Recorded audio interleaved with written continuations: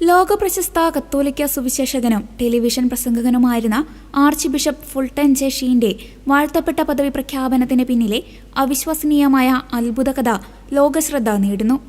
വൈദ്യശാസ്ത്രത്തിനെ ഒരിക്കലും വിശദീകരിക്കാൻ കഴിയാത്ത വിധം മരിച്ചെന്ന വിധിയെഴുതിയ നവജാത ശിശുവിനെ ജീവൻ തിരികെ ലഭിച്ചതാണ് അദ്ദേഹത്തെ വാഴ്ത്തപ്പെട്ട പദവിയിലേക്ക് ഉയർത്താൻ വത്തിക്കാൻ ഔദ്യോഗികമായി അംഗീകരിച്ച അത്ഭുതം. 2010 സെപ്റ്റംബറിലാണ് ജെയിംസ് ഫുൾട്ടൻ യങ്സ്ട്രോങ് എന്ന കുഞ്ഞ് ജനിക്കുന്നത്. എന്നാൽ ജനിച്ച ഉടനെ കുഞ്ഞിന് ശ്വാസമോ ഹൃദയമിടിപ്പോ ഉണ്ടായിരുന്നില്ല. ഡോക്ടർമാരും നഴ്സുമാരും ചേർന്ന് 1 മണിക്കൂറോളം കുഞ്ഞിനെ രക്ഷിക്കാൻ തീവ്രശ്രമം നടത്തിയെങ്കിലും ഫലമുണ്ടായില്ല. കുഞ്ഞിന്റെ ശരീരത്തിൽ ജീവന്റെ തുടിപ്പില്ലെന്ന് കണ്ട ഡോക്ടർമാർ മരണം സ്ഥിരീകരിക്കാൻ ഒരുങ്ങി.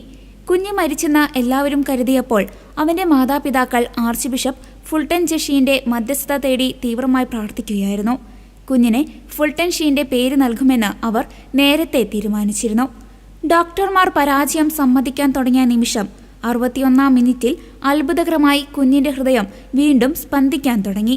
ഇത്രയധികം സമയം ഓക്സിജൻ ലഭിക്കാതെ ഇരുന്നതിനാൽ കുഞ്ഞ് ജീവിച്ചാൽ തന്നെ അവന് ഗുരുതരമായ മസ്തിഷ്ക ആഘാതമോ ശാരീരിക വൈകല്യങ്ങളോ ഉണ്ടാകുമെന്ന് ഡോക്ടർമാർ വിധിയെഴുതി. എന്നാൽ സകല നിഗമനങ്ങളെയും തെറ്റിച്ചുകൊണ്ട് ജെയിംസ് ഫുൾട്ടൻ പൂർണ്ണ ആരോഗ്യവാനായി വളർന്നു. ഇന്ന് യാതൊരു ആരോഗ്യ പ്രശ്നങ്ങളുമില്ലാതെ ആ മിടുക്കൻ ജീവിക്കുന്നു.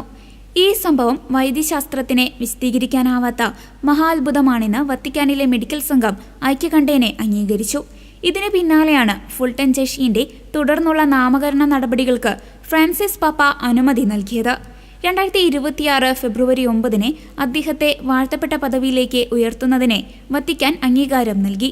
1950-കളിൽ അമേരിക്കൻ ടെലിവിഷനിലൂടെയും റേഡിയോയിലൂടെയും ലക്ഷക്കണക്കിന് ആളുകളിലേക്ക് ക്രിസ്തീയ സന്ദേശം എത്തിച്ച വ്യക്തിയായിരുന്നു archbishop Fulton J Sheen. 1979 അന്തരിച്ച അദ്ദേഹത്തിന്റെ വിശുദ്ധ പദവിയിലേക്കുള്ള യാത്രയിലെ ഏറ്റവും സുപ്രധാനമായ നാഴികക്കല്ലാണ് ഈ പ്രഖ്യാപനം.